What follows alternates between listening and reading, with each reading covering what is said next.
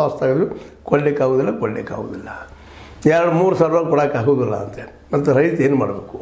ಇವೆಲ್ಲ ದಿಶೆಯಲ್ಲಿ ಪ್ರತಿಭಟನೆಗಳೆಲ್ಲ ಗಮನಿಸಿದಾಗ ಸರ್ಕಾರ ಈ ದಿಶೆಯಲ್ಲಿ ಇನ್ನಷ್ಟು ಏನಾದರೂ ಚಿಂತನೆ ಮಾಡಲಿಕ್ಕೆ ಸಾಧ್ಯ ಇದೆನಾ, ಹೊಸದಾಗಿ ಏನಾದರೂ ಮಾಡಲಿಕ್ಕೆ ಸಾಧ್ಯ ಇದೆನಾ ಅನ್ನೋದು ಸಹಿತ ಇವತ್ತು ವಿಚಾರ ಮಾಡಬೇಕಾಗಿದೆ. ಮಾಡಲಿ, ಆದರೆ ಈ ಪ್ರತಿಭಟನೆಗಳಿಂದ ಎಲ್ಲ ಸಾಲ್ವ್ ಆಗ್ತದೆ ಅನ್ನೋದು ಒಮ್ಮೆ ಏನಂತೀರ ಸಮಾನ ಮನಸ್ಕರು ಕೊಳ್ಳೋರಾಗಿರ್ಬೋದು, ಮಾರೋರಾಗಿರ್ಬೋದು, ಜೊತೆಗೆ ವ್ಯವಸ್ಥೆಯನ್ನು ನಿರ್ಮಾಣ ಮಾಡುವಂಥ ನಮ್ಮ ರಾಜಕಾರಣಿಗಳಾಗಿರ್ಬೋದು ಇನ್ನೊಮ್ಮೆ ಮರಳಿ ಯಾಕೆ ಚಿಂತನೆ ಮಾಡಬಾರ್ದು.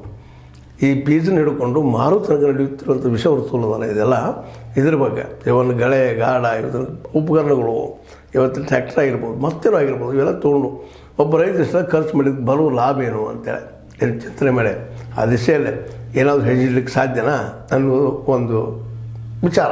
ನಿಮಗೇನು ಅನ್ನಿಸ್ತದ? ರೈತ ಕಳಪೆ ಬೀಜ ಹಿಡ್ಕೊಂಡು ಮಾರುಕಟ್ಟೆವರೆಗೆ ಅನುಭವಿಸುವ ನೋವುಗಳನ್ನು ನಾವು ಹಂಗೆ ನೋಡ್ತಾ ಇರಬೇಕಾ? ಯಾಕಂದ್ರೆ ನಮಗೆ ಇವತ್ತು 5 kg ಅಕ್ಕಿ ಬರಲಿ, 10 kg ಅಕ್ಕಿ ಬರಲಿ, ಏನೋ ಬರಲಿ, ಅದು ರೈತ ಬೆಳೆದಿದ್ದು ಅನ್ನೋದು ಗೊತ್ತಿಲ್ಲ ನಮಗೆಲ್ಲ.